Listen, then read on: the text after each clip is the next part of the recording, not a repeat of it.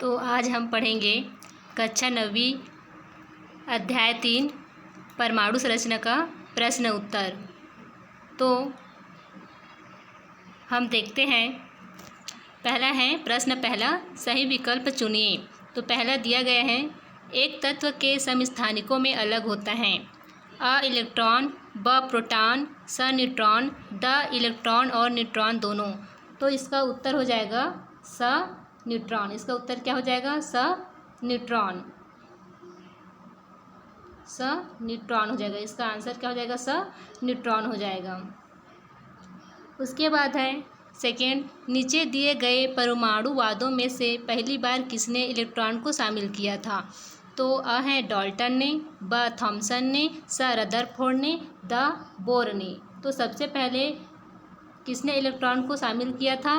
तो इसका आंसर हो जाएगा ब थॉमसन ने। किसने किया था?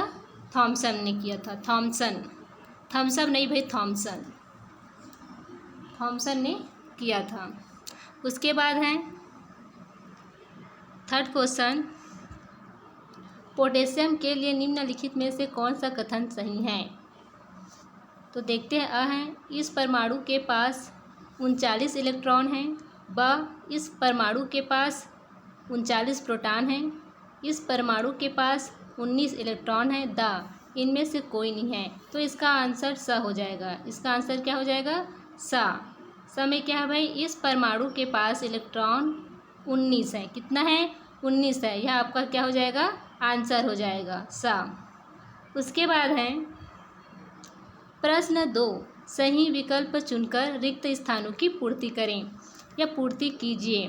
तो पहला है, किसी तत्व के सारे परमाणु खालिस्तान होते हैं। तो किसी भी तत्व के परमाणु क्या होते हैं? समान होते हैं। क्या होते हैं? समान होते हैं। तो आपका आंसर क्या हो जाएगा? समान होते हैं। किसी भी तत्व के सारे परमाणु समान होते हैं। उसके बाद हमारा दूसरा क्वेश्चन है, एक उदासीन परमाणु में खालिस्तान की संख्या प्रोटॉन की संख्या के बराबर होती है। हमारा दूसरा क्वेश्चन क्या कहता है भाई? एक उदासीन परमाणु में खालिस्तान की संख्या प्रोटॉन की संख्या के बराबर होती है। तो हमारा उत्तर हो जाएगा इलेक्ट्रॉन। हमारा उत्तर क्या हो जाएगा? इलेक्ट्रॉन। इलेक्ट्रॉन हो जाएगा। उसके बाद है थर्ड, कार्बन और नाइट्रोजन एक दूसरे के खालिस्तान हैं। क्या है भाई? समस्थानिक है कि संभारिक है? तो इसका आंसर हो जाएगा संभारिक है। क्या आ जाएगा आंसर? संभारिक है। संभारिक है। अब आता है क्वेश्चन आंसर। पहला क्वेश्चन है, ऑक्सीजन और नाइट्रोजन में संयोजी इलेक्ट्रॉन ज्ञात कीजिए। तो देखिए भाई, ऑक्सीजन का जो परमाणु क्रमांक होता है वो 8 होता है और परमाणु भार कितना होता है? परमाणु द्रव्यमान कितना होता है? 16 है। तो ऑक्सीजन का परमाणु क्रमांक 8 है, अतः इलेक्ट्रॉनिक विन्यास कैसे बनेगा? 2 और 6 होगा। इसमें संयोजी इलेक्ट्रॉन मतलब अंतिम कोष में कितना इलेक्ट्रॉन है? 6 है। उसी प्रकार से नाइट्रोजन है, नाइट्रोजन का परमाणु क्रमांक 7 है, अतः इलेक्ट्रॉनिक विन्यास कैसे बनेगा? 2 और 5 होगा। इसमें संयोजी इलेक्ट्रॉन कितना हो जाएगा? 5 है। उसके बाद है प्रश्न 2, क्या अल्फा कणों का प्रकीर्णन प्रयोग स्वर्ण पत्र के अतिरिक्त रजत, चांदी पत्र या ऐसे ही अन्य तत्वों से पत्र से संभव होगा? तर्क सहित उत्तर दीजिए। तो आंसर है, अल्फा कण के मार्ग में एक अकेला अथवा न्यूनतम संख्या में परमाणु होना चाहिए, अतः बहुत महीन पन्नी की जरूरत होती है जिसे केवल सोने गोल्ड से बनाई जा सकती है, रजत, चांदी या अन्य तत्वों से नहीं, क्योंकि सोने की अघात वर्धनीयता सर्वाधिक होती है। उसके बाद है प्रश्न 3, यदि किसी परमाणु की परमाणु संख्या 15 और द्रव्यमान संख्या 31 है तो उसमें उपस्थित अपरमाणु कणों की संख्या क्या होगी? तो उत्तर है, परमाणु संख्या कितना है? 15 है, अतः प्रोटॉन की संख्या बराबर इलेक्ट्रॉन की संख्या 15। हमें पता है कि प्रोटॉन की संख्या जितनी होगी उतनी ही क्या होती है? इलेक्ट्रॉन की संख्या होती है। तो प्रोटॉन की संख्या बराबर इलेक्ट्रॉन की संख्या, और न्यूट्रॉन की संख्या कितनी है? 31 है। 31 माइनस 15 करें तो कितना बच जाएगा हमारे पास? 16। तो उसमें उपस्थित अपरमाणु कणों की संख्या क्या होगी? 16 होगी। तो इसका आंसर क्या हो जाएगा हमारा? 16। क्या हो जाएगा? 16।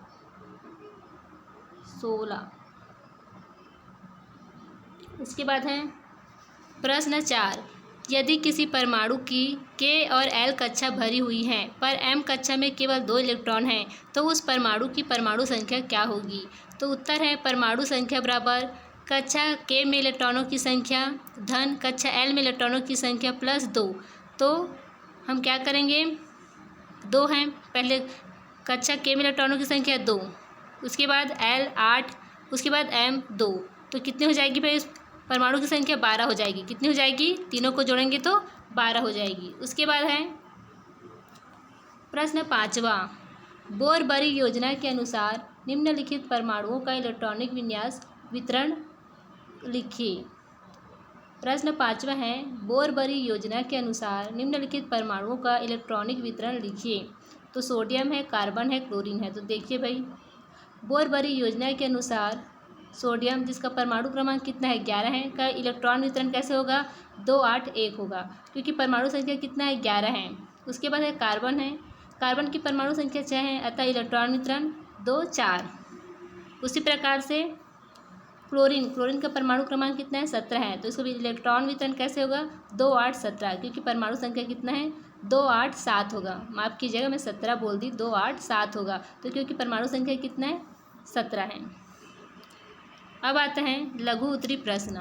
प्रश्न 1 है थॉमसन द्वारा प्रस्तावित परमाणु डाल्टन के परमाणु से अलग कैसे हैं। उत्तर, थॉमसन द्वारा प्रस्तावित परमाणु डाल्टन के परमाणु से निम्नानुसार अलग हैं। क्रमांक पहला, डाल्टन का परमाणु और थॉमसन का परमाणु। तो डाल्टन का परमाणु क्या होता है, परमाणु अविभाज्य होते हैं। थॉमसन का परमाणु क्या होता है, परमाणु विभाज्य हैं। ऋण आवेशित कण धन आवेशित बादल में धंसे होते हैं। उसके बाद हमारा दूसरा अंतर, परमाणु सूक्ष्मतम कण है, जबकि इसमें क्या बोला है थॉमसन का परमाणु में परमाणु और भी सूक्ष्म ऋण आवेशित कणों व धन आवेशित बादलों से बना है। उसके बाद हमारा प्रश्न 2 है ऑक्सीजन तथा नाइट्रोजन एक दूसरे के समभारिक हैं, इस उदाहरण द्वारा समभारिक को समझाइए। तो अलग अलग परमाणु संख्या वाले ऐसे तत्व जिनकी द्रव्यमान संख्या बराबर होती है एक दूसरे के समभारिक कहे जा सकते हैं। तो हमें पता है, देखो यहाँ पर ऑक्सीजन का परमाणु क्रमांक कितना है 8 है और नाइट्रोजन का परमाणु क्रमांक कितना है 7 है, लेकिन दोनों की जो परमाणु द्रव्यमान है वो क्या है समान है। जैसे कि ऑक्सीजन का परमाणु द्रव्यमान भी कितना है 16 है और नाइट्रोजन का भी परमाणु द्रव्यमान कितना है 16 है। तो हम ऐसे को क्या कहेंगे समभारी कहते हैं। जैसे कि उदाहरण है ऑक्सीजन है ना, नाइट्रोजन, दोनों एक दूसरे के समभारिक है क्योंकि दोनों की परमाणु संख्या अलग अलग क्रमशः 8 व 7 है, किंतु परमाणु द्रव्यमान संख्या क्या है समान है 16 है। तो इसे हम क्या कहेंगे समभारिक कहेंगे। उसके बाद है प्रश्न 3, प्रकृति में ऑक्सीजन 16 के अतिरिक्त ऑक्सीजन 17 व ऑक्सीजन 18 भी पाए जाते हैं। ये परमाणु एक दूसरे के समस्थानिक है या समभारिक समझाइए। तो इसका आंसर है उत्तर, ये परमाणु एक दूसरे के समस्थानिक हैं क्योंकि इनकी परमाणु संख्या समान है, किंतु परमाणु द्रव्यमान की संख्या जो क्या है भिन्न भिन्न है। तो ये हमारा क्या हो जाएगा समस्थानिक हो जाएगा। क्रमशः 16 है 17 है व 18 है। समस्थानिकों की परमाणु संख्या समान होती है जबकि समभारिकों की द्रव्यमान संख्या बराबर होती है। तो हम इसे क्या कहेंगे समस्थानिक कहेंगे। समस्थानिक क्यों कहेंगे, क्योंकि जो इसकी जो परमाणु संख्या है वो समान है लेकिन परमाणु द्रव्य क्या है भिन्न भिन्न है, तो ये समस्थानिक कहलाएगा। लेकिन समभारिक किसे कहेंगे, जिसमें क्या होता है परमाणु जो द्रव्यमान है वो समान हो जाता है, परमाणु द्रव्यमान समान हो जाता है, परमाणु संख्या अलग अलग हो जाता है, तो वो समभारिक कहलाता है। उसके बाद है प्रश्न 4, थॉमसन ने परमाणु के अविभाज्य होने की परिकल्पना को किन आधारों पर चुनौती दी। उत्तर है जे थॉमसन, गोल्डस्टीन व शुस्टर ने कम दाब पर गैसों में विद्युत विसर्जन का प्रयोग कर कैथोड किरणों की खोज की। थॉमसन ने सिद्ध किया कि कैथोड किरणें छोटे छोटे ऋणावेशित कणों से बनी हैं जिन्हें इलेक्ट्रॉन नाम दिया गया। देखो इलेक्ट्रॉन नाम किसने दिया, जे थॉमसन ने दिया। उन्होंने कहा कि कैथोड किरणें छोटे छोटे ऋणावेशित कणों से बनी हैं, जिसे हमने क्या कहा है भाई बनी है, इसे हमने इलेक्ट्रॉन नाम दिया। क्या नाम दिया, इलेक्ट्रॉन नाम दिया। थॉमसन ने इलेक्ट्रॉनों के द्रव्यमान व आवेश की गणना की। इलेक्ट्रॉन प्रत्येक तत्व के परमाणु का एक अपरमाणु कण है। इस प्रकार थॉमसन ने परमाणु के अविभाज्य होने की डाल्टन की परिकल्पना को चुनौती दी। थॉमसन को इलेक्ट्रॉन की खोज के लिए 1906 में भौतिकी व नोबेल पुरस्कार प्रदान किया गया था। ये वेरी मोस्ट इम्पॉर्टेंट है कि थॉमसन को इलेक्ट्रॉन की खोज के लिए 1906 में क्या किया गया था, भौतिकी का नोबेल पुरस्कार प्रदान किया गया था। किसका भौतिकी का नोबेल पुरस्कार प्रदान किया गया था, किसको किया गया था, थॉमसन को। तो ये आप याद रखिएगा। उसके बाद है बोर के परमाणु मॉडल की व्याख्या कीजिए। तो उत्तर है बोर का परमाणु मॉडल। पहला है इलेक्ट्रॉन नाभिक के चारों ओर केवल विशिष्ट कक्षाओं में ही घूम सकता है, इन्हें स्थायी कक्षाएं कहते हैं। सभी को पता है कि जो इलेक्ट्रॉन है नाभिक के चारों ओर केवल एक ही विशिष्ट कक्षाओं में ही घूम सकता है, इन्हें स्थायी कक्षाएं कहते हैं। जिनमें घूमने से इलेक्ट्रॉन की ऊर्जा हानि नहीं होती, इन स्थायी कक्षाओं को क्रमानुसार n 1 2 3 4 अथवा KLMN आदि कहते हैं। देखो दिया गया है परमाणु KLMN है, इसको हम 1 2 3 4 ऐसा भी कर सकते हैं। अब चित्र में देख सकते हैं। दूसरा है जब कोई इलेक्ट्रॉन अधिक ऊर्जा वाली उच्चतर कक्षा से कम ऊर्जा वाली निम्नतर कक्षा में आता है तो इन कक्षाओं में इलेक्ट्रॉन की ऊर्जा का अंतर क्वांटम या फोटॉन के रूप में उत्सर्जित होता है। इसके विपरीत जब कोई इलेक्ट्रॉन कम ऊर्जा वाली निम्नतर कक्षा से अधिक ऊर्जा वाली उच्चतर कक्षा में जाता है तो ऊर्जा अंतर क्वांटम या फोटॉन के रूप में अवशोषित होता है। देखिए यहाँ पर ऊर्जा उत्सर्जन और ऊर्जा अवशोषण को भी बताया गया है। तो आप बता सकते हैं कि ऊर्जा उत्सर्जन कब होता है और ऊर्जा अवशोषित कब होता है। तो ऊर्जा उत्सर्जन कब होता है, तो इन कक्षाओं में देखो ऊर्जा उत्सर्जित कब होता है, जब क्या होता है अधिक ऊर्जा वाली उच्चतर कक्षा से अधिक ऊर्जा वाली कम ऊर्जा वाली निम्नतर कक्षा में आता है तो इन कक्षाओं में इलेक्ट्रॉन की ऊर्जा का अंतर क्वांटम या फोटॉन के रूप में क्या होता है, उत्सर्जित होता है। यहाँ पर उत्सर्जित होता है। उसके बाद जब क्या होगा, कोई इलेक्ट्रॉन होता है वो कम ऊर्जा वाले निम्नतर कक्षा से अधिक ऊर्जा वाली उच्चतर कक्षा में जाता है तो ऊर्जा अंतर क्वांटम या फोटॉन के रूप में क्या होता है, अवशोषित होता है। क्या होता है, अवशोषित होता है। यहाँ पर आप देख सकते हैं निम्न कक्षा से अधिक कक्षा की ओर। उसके बाद है जब इलेक्ट्रॉन किसी वृत्तीय कक्षा में घूमता रहता है तब गतिज संतुलन के लिए इलेक्ट्रॉन व नाभिक के बीच लगने वाला आकर्षण बल वृत्तीय मार्ग में गति के लिए आवश्यक अभिकेंद्रीय बल प्रदान करता है। उसके बाद हमारा क्वेश्चन है, अगला क्वेश्चन देखते हैं। प्रश्न 2, डाल्टन के परमाणुवाद की विवेचना कीजिए। इस सिद्धांत की सीमाएं क्या हैं। तो देखते हैं भाई, डाल्टन के परमाणुवाद 1808 की विवेचना निम्नानुसार की जा सकती है। पहला है सभी द्रव्य परमाणुओं द्वारा निर्मित होते हैं। दूसरा है परमाणु सूक्ष्मतम अविभाज्य कण हैं जिनका रासायनिक क्रियाओं में निर्माण अथवा विनाश नहीं होता है। थर्ड है किसी एक तत्व के परमाणुओं का द्रव्यमान तथा रासायनिक गुणधर्म में समानता होती है। चौथा है भिन्न भिन्न तत्वों के परमाणुओं का द्रव्यमान तथा रासायनिक गुणधर्म भिन्न भिन्न होते हैं। पांचवा है भिन्न भिन्न तत्वों के परमाणु आपस में छोटी पूर्ण संख्या के अनुपात में संयोग करके यौगिक बनाते हैं। छठा है किसी भी यौगिक में परमाणुओं की सापेक्ष संख्या तथा प्रकार निश्चित होते हैं। सीमाएं हैं आधुनिक अवधारणा के अनुसार परमाणु अविभाज्य नहीं है अपितु अनेक अपरमाणु कणों से मिलकर बना है, यथा इलेक्ट्रॉन, प्रोटॉन, न्यूट्रॉन आदि। दूसरा है इसमें परमाणु के केंद्र में नाभिक व उसके परितः विभिन्न कक्षाओं में इलेक्ट्रॉनों के परिक्रमण का विचार सम्मिलित नहीं है। उसके बाद है हमारा प्रश्न थर्ड। तीसरा है रदरफोर्ड का अल्फा कण प्रकीर्णन प्रयोग क्या था। इस आधार पर उन्होंने परमाणु संरचना के संबंध में क्या निष्कर्ष निकाले। उत्तर है अर्नेस्ट रदरफोर्ड व उनके सहयोगियों जो इनके हेल्प करने वाले थे सहयोगियों गीगर तथा मार्टसन ने परमाणु को समझने हेतु एक प्रयोग किया। क्या प्रयोग किया भाई, उन्होंने स्वर्ण की अति महीन पन्नी पर उच्च ऊर्जावान अल्फा कणों की बौछार की। उसके उसमें कौन क्या मिला हुआ था, हीलियम के नाभिक अल्फा कण कहलाते हैं। जो हीलियम के नाभिक है वो आप क्या कहलाते हैं, अल्फा कण कहलाते हैं। ये धनावेशित कण हैं।